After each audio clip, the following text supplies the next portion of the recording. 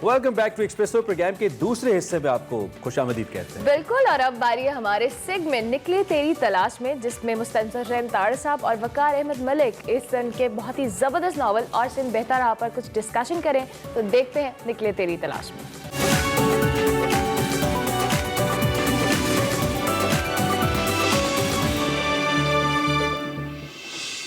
अस्सलाम वालेकुम नाज़रीन, आप देख रहे हैं निकले तेरी तलाश में। और निकले तेरी तलाश में इस दफ़ा जो किताब मौजूए गुफ्तगू है वो और सिंध बेहतर रहा है। इसकी 2 किस्तें हो चुकी हैं और ये एक तशनगी है जो कि बढ़ती जा रही है। और सिंध का अहाता करना, उसकी तहज़ीब का अहाता करना, उसकी खूबसूरतियों का अहाता करना मुमकिन नहीं है। तो भारत सिंध पे हम गुफ्तगू का सिलसिला जारी रखते हैं। तार साहब, मेरा सवाल ये है कि मोहनजो और हड़प्पा के साथ आपकी मोहब्बत, यानी इस खित्ते के साथ, जो तारीख़ के साथ आपकी जो मोहब्बत है वो आपकी तहरीरों में शदीद तौर पे नुमायाँ नज़र आती है। और इस हवाले से हम शायद बहाव को एक नुमाइंदा आपकी तहरीर भी कह सकते हैं। तो क्या आप जब सिंध का सफ़र कर रहे थे और ये सिंध यात्रा में आपने बहाव की एनेक्स भी देखा, ये सब कुछ? अच्छा वकार, मैं आपको एक राज में शरीक करना चाहता हूँ, और वो राज ये है जी कि जब मैंने बहाव लिखा तो कई मरतबा कह चुका हूँ कि बहुत रिसर्च की मैंने। जी जी। और ज़ाहिर है कि मोहनजोदारो पे भी की, हड़प्पा पे भी की। अच्छा, बुनियादी तौर पे it was called Harappa civilisation pre partition. जी जी। और जो मोहनजोदारो है वो भी हड़प्पन सिविलाइजेशन का एक शहर कहलाता था। तो मैंने हड़प्पा तो देखा हुआ था, लेकिन मैंने मोहनजोदारो नहीं देखा हुआ था जब मैंने मोहनजोदारो के बारे में एक नावल लिखा, यानी बहाव। अब मुझे ये भी एक था जो सिंध जाने का जो एक बहुत बड़ी कशिश थी, वो ये थी कि मैं जाके उस शहर को देखूं तो सही जिसको मैंने बयान किया है, उसकी फुल ग्लोरी में और उसके आर्किटेक्चर में और उसकी सारा जोग्राफी में और उसके मौसमों को, कि क्या वो वाकई ऐसा है सिर्फ तहकीक से या फैंटसी से जो मैंने शहर तख्लीक किया है। अगर मैं वहाँ गया तो कहीं ये ना हो कि वो एक मुख्तलिफ शहर हो। तो मोहनजोदारो का तजुर्बा बहुत शानदार था। सही। वो इसलिए कि मोहनजोदारो वैसा ही था जैसा कि मैंने उसे बयान किया। सिर्फ एक फ़र्क था कि उसमें जो सुर्खी थी ईंटों की, वो बढ़ती जाती है ना with the passage of time. जी जी। तो उसका कोई रेडिश था सारा जो लुक थी, जिस तरह रोज रेड सिटी ऑफ पेट्रा है उर्दन का, कि उस मतलब एक गुलाबी शहर कहलाता है। तो मोहनजोदारो का भी ओवरऑल जो इम्पैक्ट था वो एक रोज रेड सिटी का था। रोज रेड सिटी जो खंडर हो गया। सर, सिंध की हम बात करें तो वहाँ की जो दरगाहें हैं या वहाँ पे जो मज़ारात हैं, वो उस लैंडस्केप का, उनके कल्चर का एक बहुत ही लाजमी जुज़ नज़र आते हैं।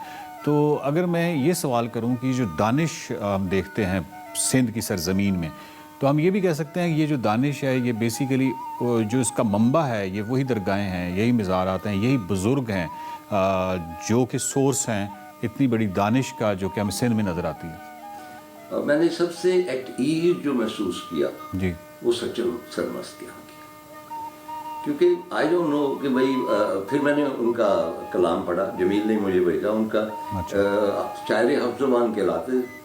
और बिलीव मी कि उन्होंने पंजाबी में भी शायरी की, उर्दू में भी की, फारसी में भी की, अरबी में भी की, सिंधी में भी की, बाकी 1-2 ज़ुबानें मुझे याद थी। तो मैंने उनका उर्दू का दीवान पढ़ा।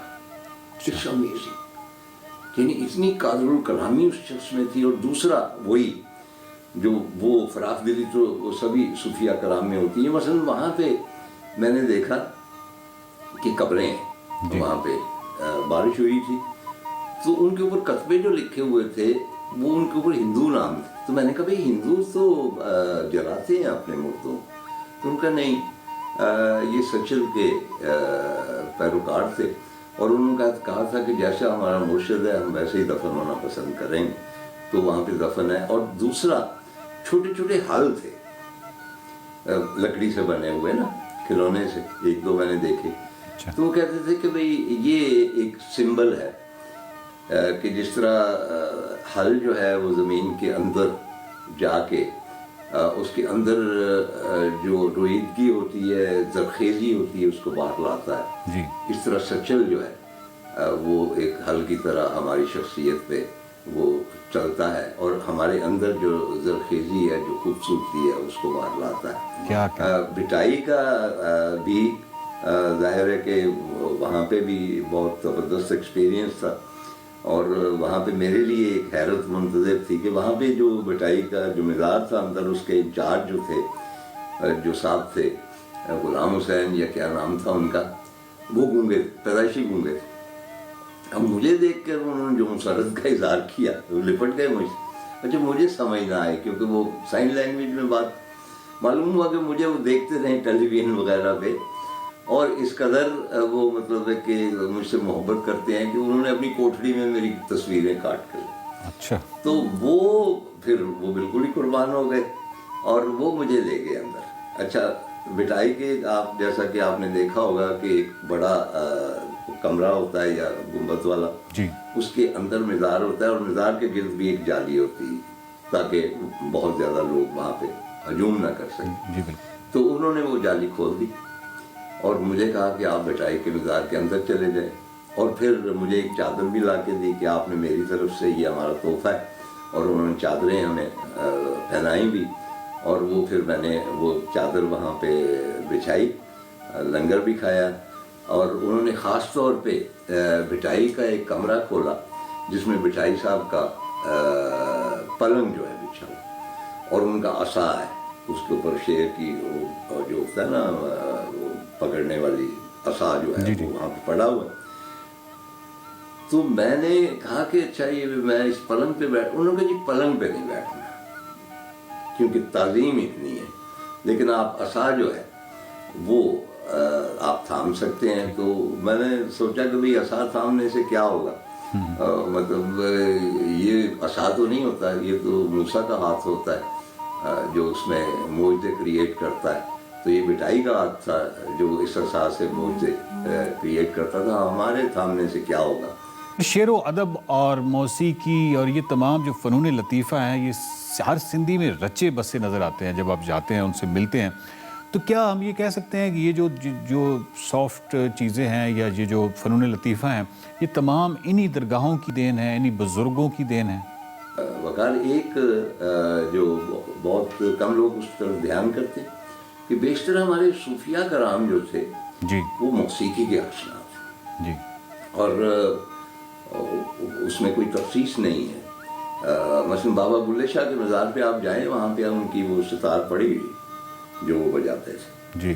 اچھا بٹائی کا بھی ستار پڑی ہوئی ہے. اچھا جتنے اور کسی کا بھی آپ نام لیں، یہ سارے بابا نانک جو تھے ان کے ساتھ ان کا مردانہ جو تھا ساتھی، وہ رباب بجاتا تھا جی. اور اس کے ساتھ وہ پڑھتے تھے، اپنا کلام پڑھتے تھے اور گلی گلی گھومتے. یہ کلام پہنچانے کا ایک طریقہ تھا اس زمانے میں کہ سال کے ساتھ اس کلام کو پڑھا جائے، جو بٹائی نے بھی کیا، جو بلے شاہ نے بھی کیا. اور مردانہ کے رباب کے بارے میں تو گرو نانک کہتے تھے کہ جب یہ رباب کے تار چھیڑتا ہے تو تب مجھ پہ سب کچھ نازل ہوتا ہے. چنانچہ بٹائی کا مزار بھی جو تھا ایک بہت بڑا ایکسپیرینس تھا. اور مجھے یہ ہوتا ہے جی کہ شاید مطلب کہ ہمارے ہاں کیوں نہیں اس طرح کے بزرگوں کے مزاروں پہ ان کی جو نوادرات ہیں ان کی نمائش ہوتی. بس میں گیا ہوں سلطان باہو پہ بھی گیا ہوں، کھڑی شریف بھی گیا ہوں، میاں محمد بخش صاحب کو مطلب ان کا میں مریدوں میں سے ہوں. وارث شاہ کے بھی گیا ہوں، اور بھی جتنے بھی شاہ حسین کے تو حاضری ہم دیتے ہی. لیکن وہاں پہ جو کریٹیو یا انٹلیکچوئل کوئی آپ کو مواد نہیں ملتا. یعنی صرف مزار ہوتے ہیں، ان کے ساتھ وہ جو ہستی وہاں پہ مدفون ہے، اس ہستی سے متعلق اشیاء یا ان کا کلام یا ان کے بارے میں کوئی معلومات آپ کو حاصل نہیں ہوتی.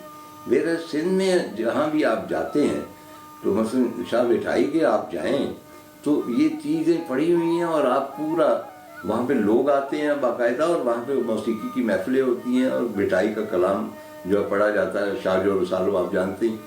تو ایک آخری بات، اب میں آپ کو پتہ ہے باتیں کرنا میں کچھ زیادہ ہی باتیں کرتا ہوں، کہ جو میں متاثر ہوا ایک چیز سے، میں نے تھوڑا بہت پڑھا ہے شاہ جو رسالو، شیخ ایاس نے بہت اچھے ترجمے کیے ہیں، ہم نے احمد سلیم کے بھی ہیں، تو ان میں مثلا بلے شاہ نے بھی بہت ساری کافیاں مختلف راگوں پہ بیس کر کے لکھی. میوزک کو بہت جانتے ہوں گے نا، بٹائی بہت ہی زیادہ میوزک کے وہ ایک مطلب کہ آپ کہہ لیجیے کہ کمپوزر تھے، اور صرف کمپوزر نہیں تھے، انہوں نے نئی طرزیں جو کہتے ہیں نا طرز فغاں ایجاد، تو وہ طرزیں انہوں نے ایجاد کی. مختلف راگ جو ہیں بٹائی کے ایجاد کرتا ہے.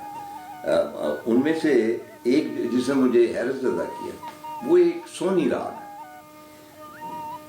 اٹس امیزنگ کہ سونی کا مزار جو ہے شہزاد پور میں، حالانکہ جو داستان ہے وہ تو چناب میں اس کا کہا جاتا ہے نا کہ وہ دفن ہے اس کے پانیوں میں.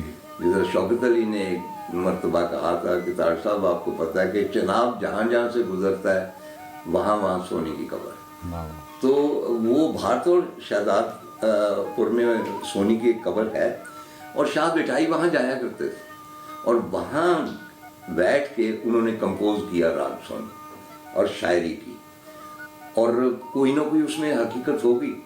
اور لوکل لوگ بھی جو ہیں وہ سونی کے مزار پہ جاتے ہیں اور منتیں مانتے ہیں، اور اس میں جو کنیکشن ہے اس کا چناب کا ڈوبنے کا وہ بڑا اسٹرانگ ہے. یعنی وہ کہتے ہیں کہ یہ پانیوں کی رانی ہے. یہ میرے لیے بڑی ایک تھی ایک رونگٹے کھڑے کر دینے والے کہ سونی کو کہا جائے کہ یہ پانیوں کی رانی ہے. چنانچہ جتنے بھی لوگ دریاؤں کے کنارے بستے ہیں نا، وہ وہاں اپنی خیریت کی دعا کرنے کے لیے یا اپنی بہتری کے لیے دعا اس لیے مانگتے ہیں کہ ہم پانیوں کے کنارے پہ رہتے ہیں اور یہ پانیوں کی رانی ہے، اور یہ جو چاہے پانیوں کو کہے. کیونکہ وہ متھ جو ہے سونی کی اتنی اسٹرانگ ہے کہ کئی لوگ کہتے ہیں کہ پانی اس کا کہا مانتے تھے. چنانچہ یہ بٹائی کی طرف سے ہمیں ملا. کسی بھی اور سرزمین نے انٹلیکچولی یعنی ویسے ویژولی تو اثر کرتی ہے، لیکن انٹلیکچولی میرے دل پہ اتنا گہرا اثر نہیں چھوڑا جتنا سندھ نے چھوڑا. ہم نے تھار میں یا مختلف جگہوں پہ جہاں پہ بھی ماروی کا لفظ یا ماروی کا نام سنا تو ہم نے ان کے چہروں پہ بہت زیادہ عقیدتیں دیکھیں. ایک عقیدت سے جس طرح ایک چہرہ بھر جاتا ہے، تو ماروی کا ذکر جو ہے وہ بیٹی کے طور پہ کرتے ہیں.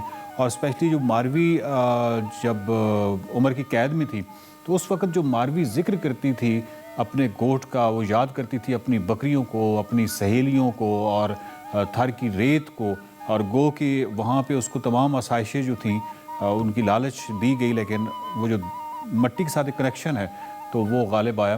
اور شاید یہی وہ چیز ہے جس کی وجہ سے ماروی کے ساتھ جو کنیکشن ہے ہر سندھی کا، وہ پھر اگین زمین اور دھرتی کی محبت اس میں آتی ہے. تو اس حوالے سے کیا کہیں گے آپ؟